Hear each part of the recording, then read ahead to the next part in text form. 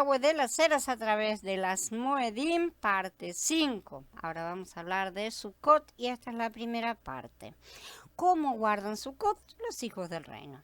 Moshe concluye su cuarto discurso con instrucciones para guardar la fiesta de Sukkot, tabernáculos, ¿no es cierto? Después de la recolección de tu era y de tu lagar, celebrarás la fiesta de Sukkot, o cabañas, o tabernáculos, como la pueden encontrar de varias formas, por 7 días.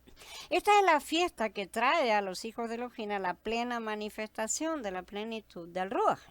Sukkot era una fiesta de 7 días en la que se instruía a la gente a dejar sus casas y vivir en cabañas, ¿sí? Hechas de ramas verdes de árboles.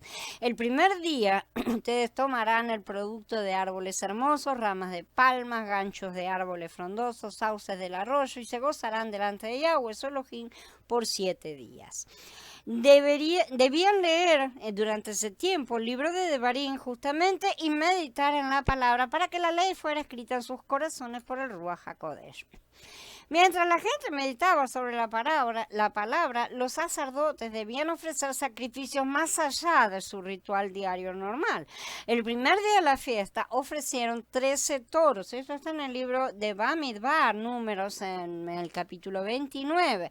El segundo día ofrecieron 12 toros y continúa también en el mismo libro. El tercer día ofrecieron 11 toros y continuaron este patrón descendente hasta el séptimo día, cuando ofrecieron solamente 7 toros. Al final de la fiesta habían ofrecido 70 toros en total. El Talmud en esto ha interpretado correctamente y dice: había 70 bueyes para corresponder al número de las 70 naciones del mundo. En otras palabras, esta fiesta habla proféticamente del plan divino para que todas las naciones sean incluidas en el reino de Elohim. El comienzo de las naciones establecido en Bereshit 10, ¿sí? Enumera 70 en total, recuerdan. Por lo que el número 70 representaba el número de todas las naciones que serían restauradas al gobierno de Yahshua HaMashiach. Por lo tanto, los 13 toros ofrecidos el primer día de la fiesta significan las naciones en rebelión, pero a medida que avanza la fiesta, el último día termina con 7 toros, que es el número de perfección. El número 70 también se ve en la vida de Adán, por ejemplo. Adán murió a la edad de 930 años, o sea, 70 años antes de ver la gloria de Elohim, que serían 1000 años, ¿no es cierto? Por lo que 70 también es un número de restauración. Cuando todas las naciones sean restauradas a Elohim, como profetizan los 70 toros, entonces la humanidad representada por Adán dejará de estar destituida de la gloria de Elohim, como nos dice Romaní en el capítulo 3. Y así dice Edersheim, es un autor judeo cristiano que ya ha fallecido porque es del siglo 1800, ¿no es cierto? Desde el 1800, en la página 239, yo les dejo el link online, ¿no es cierto?, de su libro El Templo.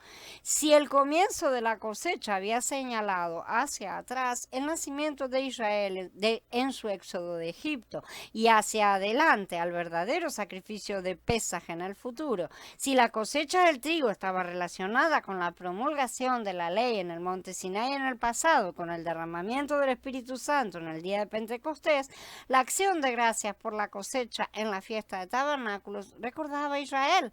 Por una parte, su morada en tiendas en el desierto, mientras que por otra parte señalaba a la cosecha final, cuando la misión de Israel quedaría completa y todas las naciones congregadas alrededor del Adón. Este libro fue escrito a finales de 1800, ¿sí? De manera que, como podemos ver, este tipo de conocimiento no es novedoso y basta solamente leer a aquellos autores que realmente fueron inspirados, a pesar de que hayan tenido todavía faltas en cosas, tuvieran que limpiar muchas cosas de cualquier manera. Vemos que hay mayor sabiduría que en la mayoría de las cosas que uno puede encontrar en internet hoy. Este es también el día de agitar las ramas, ¿no es cierto? Este concepto también fue presagiado en la ceremonia de circunvalación en el templo. Esto vamos a hablarlo acá. Esto se hacía en el séptimo día de la fiesta de Sukkot. Edersheim también explica esto y dice: mediante otra ceremonia que tenía lugar al término no de los sacrificios diarios, sino de los festivos, se expresaba un simbolismo especial. En cada uno de los 7 días los sacerdotes formaban una procesión y daban la vuelta vuelta al altar cantando, oh, obra ahora salvación Yahweh, oh Yahweh da prosperidad. Esto es desde el mismo 118.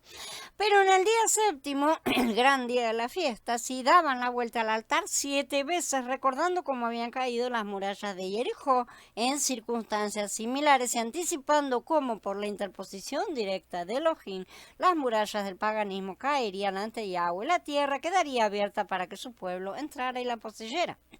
Esto profetizó de los 7000 años de la historia del reino, ¿no es cierto? Los muros de Jericó caerían en el séptimo día para que, como nos dice Yahanan, el reino del mundo se haya convertido en el reino de nuestro Adón y de su Mashiach, ¿sí? La caída de Jericó en los días de Yahoshua profetizó de un día posterior, evidentemente, cuando toda la resistencia al gobierno de Mashiach colapsaría por el poder del Ruach HaKodesh y la palabra de Elohim.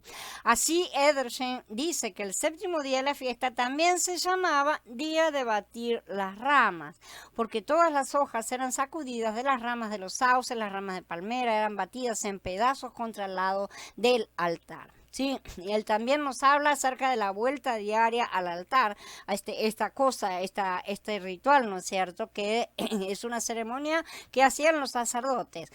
Si bien no había un mandato directo en la ley para hacer estas cosas, porque no está en las escrituras, y sin embargo profetizaron verdaderamente.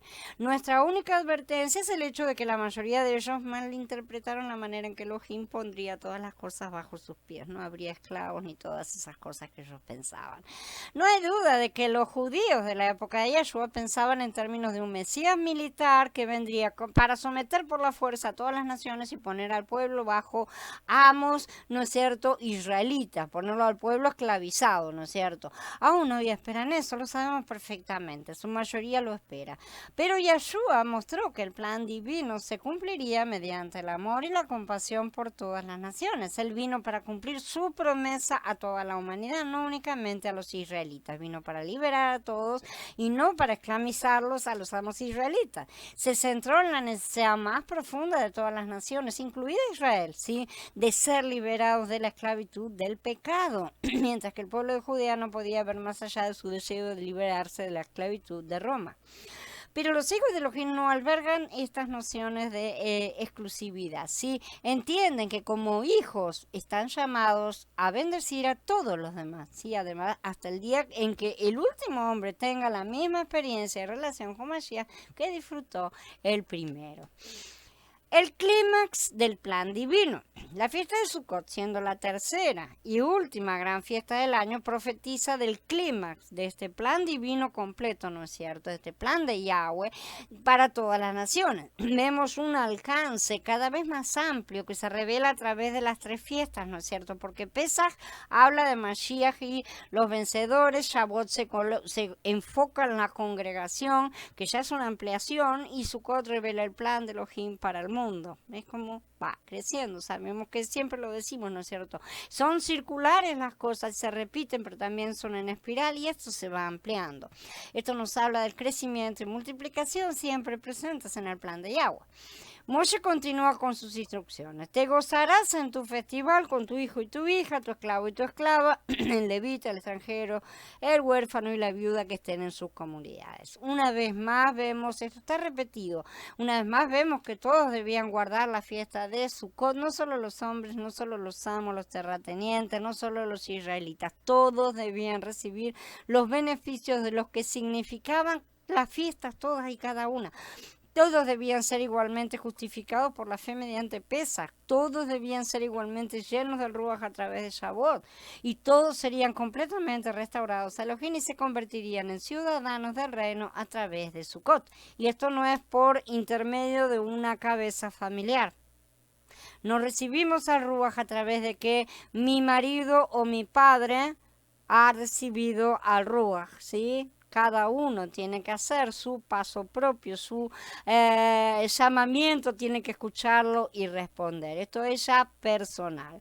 Entonces, Israel fue llamado a liderar el camino, ciertamente, y ser la luz que guiaría a todas las naciones por el camino hacia la plena restauración y reconciliación.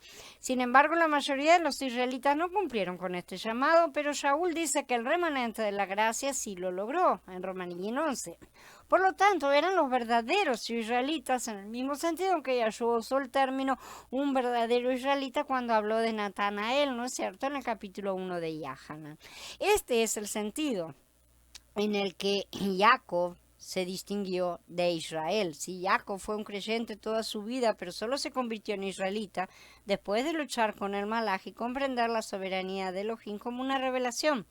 Él no nació como israelita, porque el nombre le fue dado solo cuando había obtenido el nivel requerido de madurez espiritual necesaria para cumplir con el llamado de Israel. Todos nacemos Jacob, ¿sí? Y ningún hombre es un hijo de Elohim completamente maduro hasta que, como Jacob, se convierte en Israel. Y como Jacob, luchamos contra Elohim hasta que perdemos y somos quebrantados. Pero si también, como Jacob, no lo soltamos hasta que Él nos bendiga, todos nos convertiremos en Israel por un nuevo nacimiento.